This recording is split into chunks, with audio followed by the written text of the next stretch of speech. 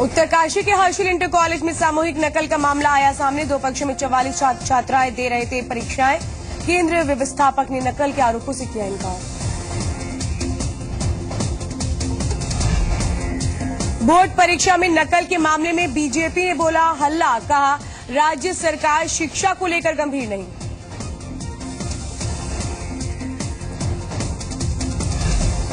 मुख्यमंत्री के मीडिया सलाहकार ने नकल के मामले में बताया गंभीर, बोले सरकार ने लिया है संज्ञान, लापरवाही पर होगी कार्रवाई।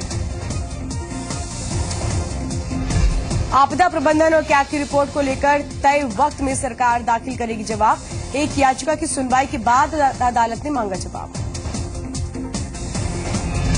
भगवानपुर सीट के लिए तेज हुआ प्रचार। बीजेपी कांग्रेस ने जीत का किया दावा, दिग्गजों से पार्टियां कराएंगी प्रचार। भगवानपुर विधानसभा सीट पर कांग्रेस की बड़ी मुश्किल। 2012 विधानसभा चुनाव में पार्टी प्रत्याशी रहे मास्टर सतपाल ने दाखिल किया पर्चा। कांग्रेस कर रही है मनाने की कोशिश।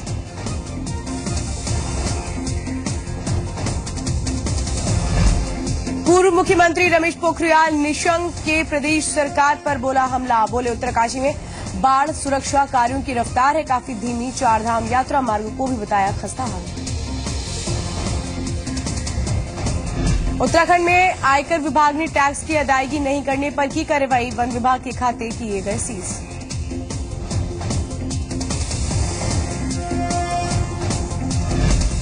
डेढ़ साल बाद भी आपदा का दंश कर रहा है परेशान। केदार घाटी से हुआ था लापता।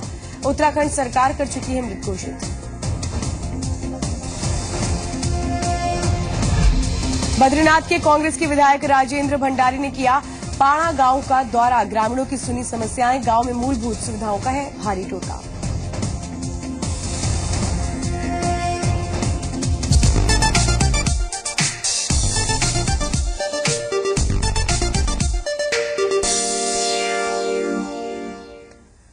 नमस्कार, अपना प्रदेश उत्तराखंड में आपके साथ मैं हूं श्वेता एस त्रिपाठी। उत्तराखंड कांग्रेस ने अपनी कार्यकारिणी घोषित कर दी है। किशोर उपाध्याय ने 22 उपाध्यक्ष और 28 महामंत्री बनाए हैं। 10 नेताओं को सदस्य बनाया गया है। जिन नेताओं को पार्टी में महासचिव पद की जिम्मेदारी दी गई है उनमें राजेश जुवाठा, करण महरा, आनंद रावत, राजपाल खरोला और ज्योति नेगी शामिल हैं। तो वहीं जिन नेताओं को प्रदेश में उपाध्यक्ष पद की जिम्मेदारी दी गई है उनमें रविन्द्र जैन, महेंद्र पाल, ब्रह्म स्वरूप ब्रह्मचारी, भुवन नौटियाल और मनोहर लाल शर्मा शामिल हैं। तो उत्तराखंड कांग्रेस कार्यकारिणी का ऐलान हो चुका है। 10 नेताओं को बनाया गया है सदस्य। प्रदेश कांग्रेस ने घोषित की है ये कार्यकारिणी। आपको बता दें इसमें 22 उपाध्यक्ष और 28 महामंत्री बनाए गए हैं। 10 नेताओं को सदस्य बनाया गया है। जिन नेताओं को पार्टी में महासचिव पद की जिम्मेदारी दी है उनमें राजेश जुवाठा, करण मेहरा, आनंद रावत, राजपाल खरोला और ज्योति नेगी शामिल है। सोनू सिंह जी मीडिया संवाददाता हमारे साथ हैं। सोनू, ये बताइए कार्यकारिणी के इस गठन के बाद कितनी संतुष्टि नजर आ रही है जिनको उपाध्यक्ष बनाया गया, जिनको महामंत्री बनाया गया, इन लोगों में? अब देखिए, यदि हम श्वेता सभी नेताओं की बात करें तो पूरी तरह से कांग्रेस के उत्तराखंड के लीडर संतुष्ट हैं ये नहीं कहा जा सकता, क्योंकि जो हरीश रावत हैं और उत्तराखंड कांग्रेस के प्रदेश अध्यक्ष हैं किशोर उपाध्याय, इन्होंने एक संतुलन बनाने की कोशिश की है इस प्रदेश कार्यकारिणी के माध्यम से। और जितने भी एक दूसरे के परस्पर यहाँ खेमे माने जाते हैं उनके लोगों को एडजस्ट करने की कोशिश की है। लेकिन इसमें जो ज्यादातर परसेंटेज नजर आ रहा है, अगर हम जिलेवार देखें तो हरिद्वार के नेताओं का प्रतिशत जो है वो काफी बढ़ा हुआ है। तो ऐसे में ये कहा जा सकता है कि जो हरीश रावत और किशोर उपाध्याय जी के जो करीबी नेतागण हैं, जो पार्टी के सदस्य हैं, उनको ज्यादा तवज्जो दी गई है। और जो बहुगुणा कैंप है या अन्य नहीं, सोनू बताइए, अगर संतुष्टि एक तरीके से कहीं नजर नहीं आ रही है तो ये कार्यकारिणी काम कैसे करेगी? देखिए, यही एक अहम सवाल है। जो सूची जारी की गई है इसमें पूरी तरह से संतुलन बनाने की कोशिश जरूर की गई है। क्षेत्रीय संतुलन, खेमों का जो उत्तराखंड कांग्रेस में बार बार खेमों की जो बातें सामने आती हैं, गुटिये जो समीकरण है उसका संतुलन बनाने की कोशिश की गई है। और जो अन्य नेता हैं उनको भी ध्यान रखने की कोशिश की गई है। लेकिन जो लोग जिनको दायित्व दिए गए हैं, जिनको जिम्मेदारी सौंपी गई है, वो भले ही अपना संतोष प्रकट कर रहे हैं, लेकिन कुछ ऐसे नेतागण हैं जो खुल करके तो बोल नहीं रहे हैं लेकिन पूरी तरह से संतुष्ट नजर नहीं आ रहे हैं। चलिए सोनू, पूरी जानकारी देने के लिए बहुत बहुत धन्यवाद। उत्तरकाशी के हर्षिल इंटर कॉलेज में बोर्ड परीक्षा के दौरान सामूहिक नकल का मामला सामने आया। यहां केंद्र प्रभारी समेत कक्ष निरीक्षकों पर नकल कराने में शामिल होने का आरोप है। दरअसल हर्षिल इंटर कॉलेज में इंटरमीडिएट के इकोनॉमिक्स की परीक्षा के दौरान 2 कक्षों में 44 छात्र छात्राएं एग्जाम्स दे रहे थे और इस दौरान वहां पर सामूहिक नकल कराई जा रही थी, जिसे तस्वीरों में भी साफ देखा जा सकता है। हालांकि केंद्र के प्रभारी को तत्काल प्रभाव से हटा दिया गया है, वहीं केंद्र व्यवस्थापक ने नकल के आरोपों से इनकार किया है।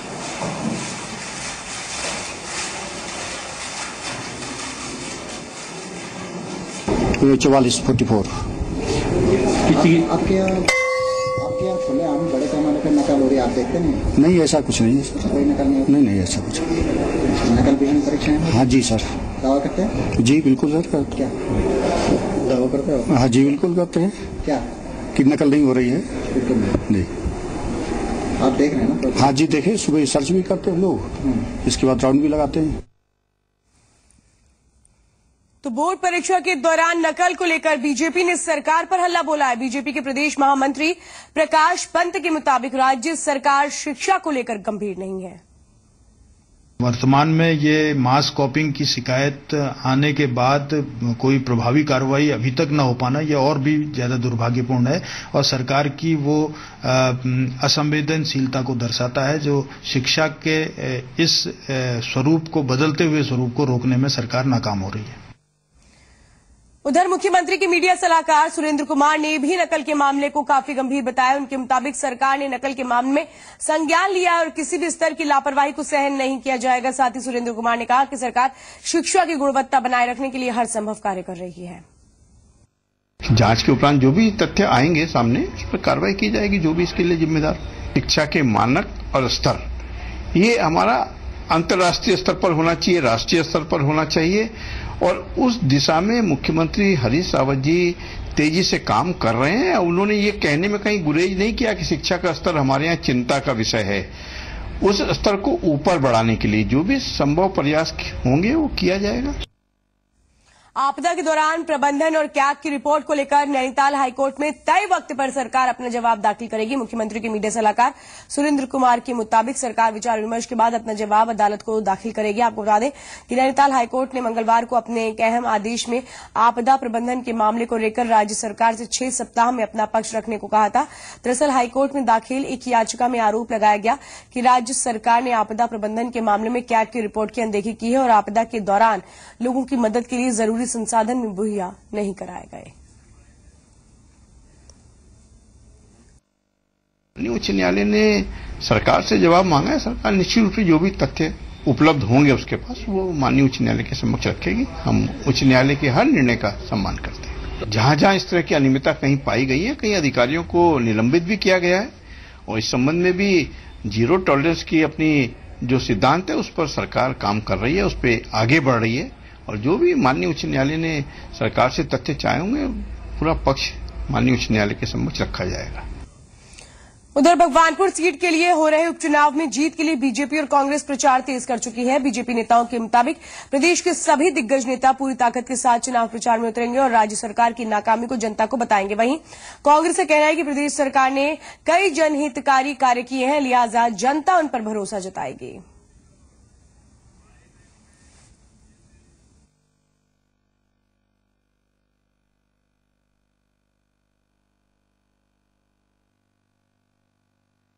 जो भगवानपुर सीट का विशेष तौर पर जो चुनाव अभी हो रहा है, इस चुनाव में विशेष तौर पर कांग्रेस की छटपटाहट इस बात से देखने के लिए पर्याप्त है कि उसने नामांकन के दिन 2 लोगों को अपना लाल बत्ती नॉमिनेट की और उसके बाद जब हमने आपत्ति की तो उनको रोल बैक होना पड़ा और अंदरूनी जो उनकी स्थिति है वो स्पष्ट रूप से इस बात को बताने के लिए पर्याप्त है कि समीकरण हमारे पक्ष में न होने के बावजूद भी भारतीय जनता पार्टी इस चुनाव को जीतेगी। पार्टी अभी स्थानीय स्तर पर ही इस चुनाव को लड़ने का मन बना करके चल रही है। चुनाव में कहीं कोई दिक्कत आने वाली नहीं है और हमको तो ये लगता है कि भगवानपुर का चुनाव निश्चित रूप से एक तरफा चुनाव होगा।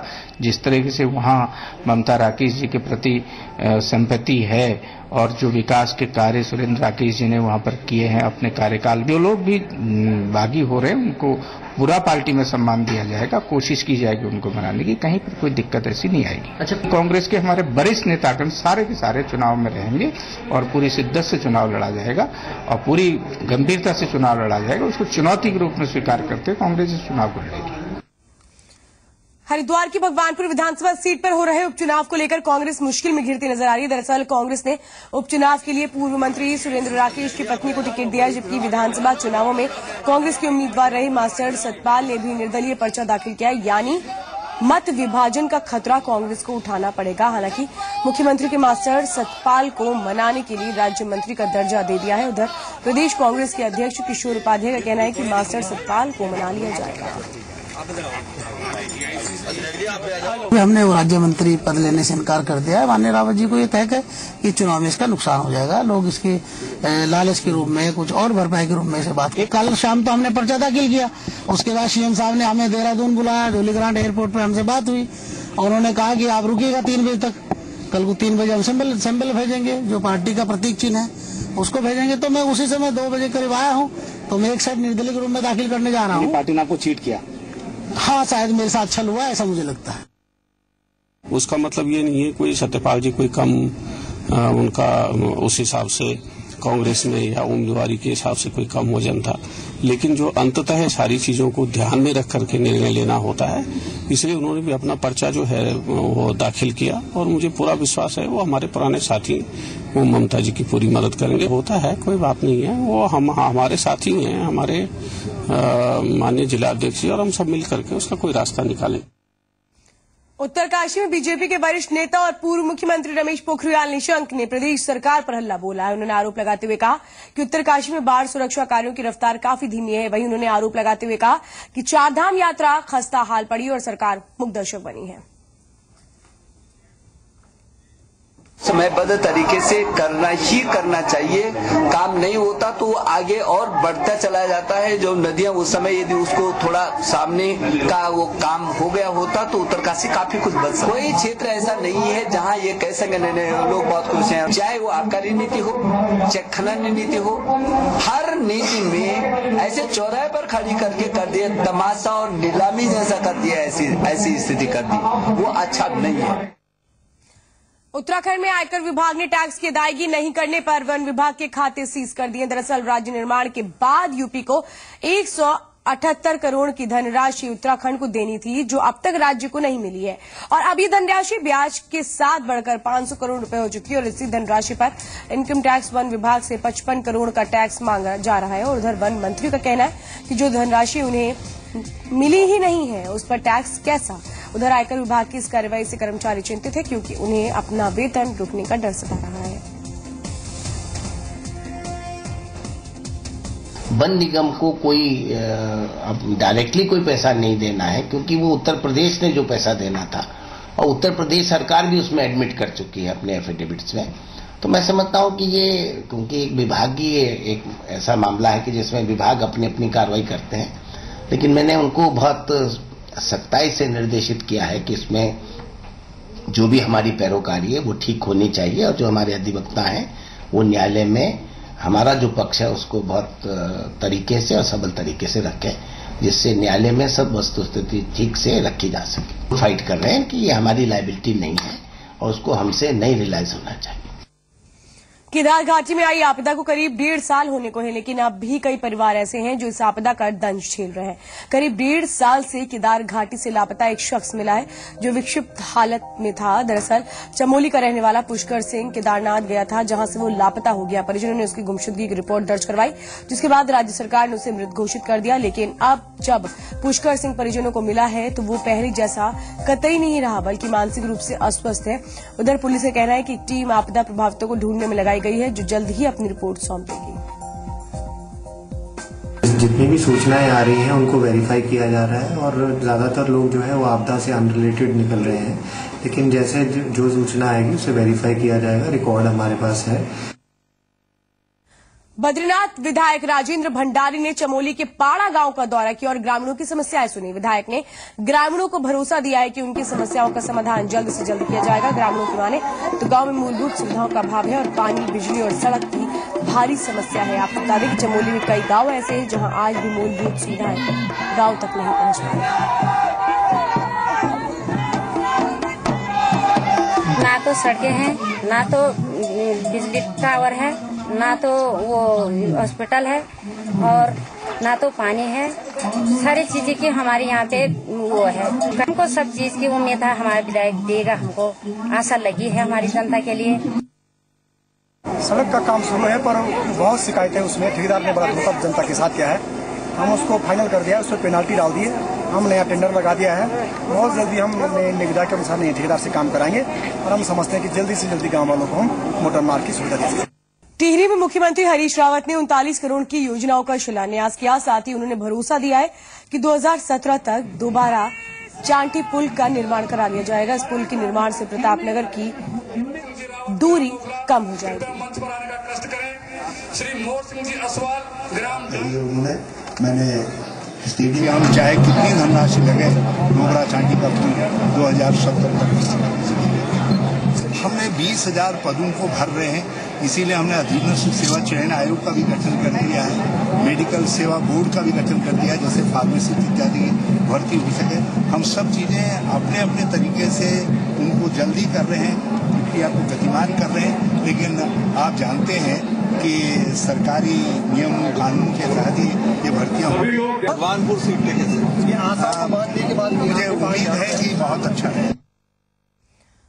24 अप्रैल को केदारनाथ धाम मंदिर के कपाट खोले जाएंगे और इस दिन राष्ट्रपति प्रणब मुखर्जी केदारनाथ पहुंचकर भगवान के दर्शन करेंगे। बद्री केदार मंदिर समिति के मुताबिक सुरक्षा के कड़े इंतजाम किए गए। साथ ही इस बार की यात्रा में यात्रियों की सुविधाओं का खासा ध्यान रखा गया है।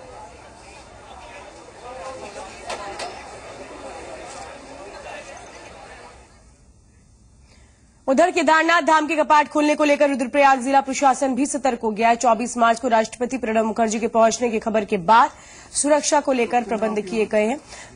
रुद्रप्रयाग के एसएसपी के मुताबिक अतिरिक्त पुलिस फोर्स की मांग की गई है।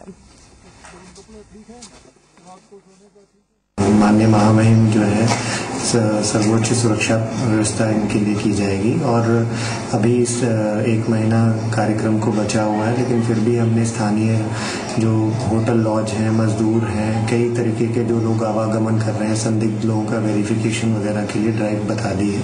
और कई वहाँ केदारनाथ में विषम परिस्थितियाँ हैं, फोर्स का जो वहाँ पे रहने का व्यवस्था, जो कर्मचारी ड्यूटी में आएंगे उन सबके लिए RI CO सबको ड्यूटियाँ बांट दी गई हैं। उत्तराखंड से कैलाश मानसरोवर यात्रा को लेकर KMVA ने तैयारियां शुरू कर दी हैं। निगम के अधिकारियों के मुताबिक यात्रा को पहले से ज्यादा आरामदायक और सुविधाजनक बनाने के लिए विशेषज्ञों के साथ यात्रा पड़ावों की रैकी की जाएगी और व्यवस्थाओं को दुरुस्त किया जाएगा, जिसके लिए अप्रैल महीने में 8 सदस्यों की टीम रवाना की जाएगी। और इस बार यात्रा में 18 दल शामिल होंगे, जिसमें 18 से 70 साल की आयु वाले लोगों को शामिल किया जाएगा और हर दल में अधिकतम 60 सदस्य होंगे।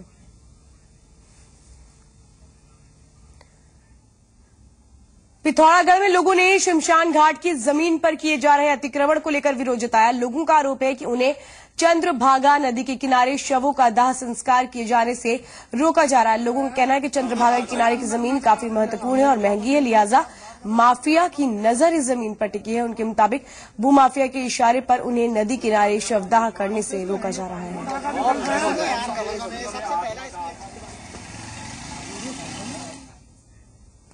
कोटद्वार में जमीन नहीं मिल पाने के कारण कई बड़े संस्थान और प्लांट शासन से स्वीकृति मिलने के लिए भी बाद भी नहीं चल सके हैं। आलम यह कि निर्माणाधीन बेस अस्पताल के पास भी जमीन नहीं है, जबकि नियमानुसार बेस अस्पताल के 10 किलोमीटर के दायरे में मेडिकल कॉलेज का निर्माण होना चाहिए, जिसके लिए प्रशासन ने जमीन तलाशना शुरू कर दिया है। वहीं स्थानीय लोगों का आरोप है कि शासन की मंशा किसी भी संस्थान को बनाने की नहीं है। लोगों के मुताबिक साल 2013 में दुग्ध पैकिंग प्लांट के लिए जमीन देखी गई थी, लेकिन ये जमीन नदी से सटे होने के कारण यहां पर प्लांट नहीं लग पाया था। वहीं साल 2014 में बाटलिंग प्लांट भी जमीन की कमी के कारण यहां पर नहीं लग पाया।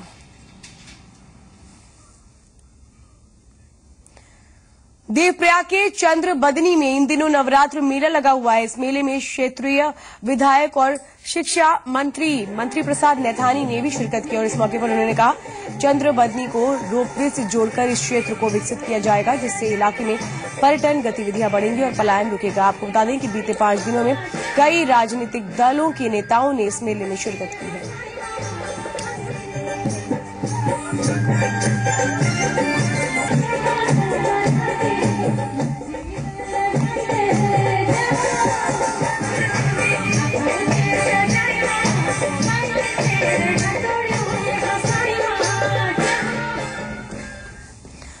अल्मोड़ा में फायर सीजन से पहले जंगलों को आग से बचाने की कवायद शुरू हो चुकी है और इस सिलसिले में डीएम ने अधिकारियों के साथ बैठक की।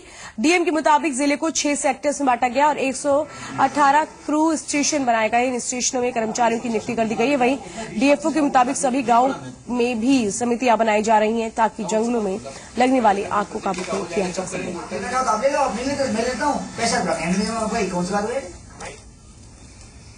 उधम सिंह नगर के झनकैया थाना इलाके में पुलिस की जीप पलटने से हादसा हुआ है। घटना में एक सिपाही की मौत हो गई जबकि 2 सिपाही गंभीर रूप से घायल हो गए। दरअसल पुलिस की टीम एक झगड़े की सूचना मिलने के बाद घटनास्थल की तरफ जा रही थी, तभी अचानक एक जानवर सामने आ गया। अचानक लगाए गए ब्रेक से जीप पलट गई और हादसे का शिकार हो गई। उधर सरकार ने मृतक सिपाही के परिवार को 1 लाख रुपए देने की घोषणा की है।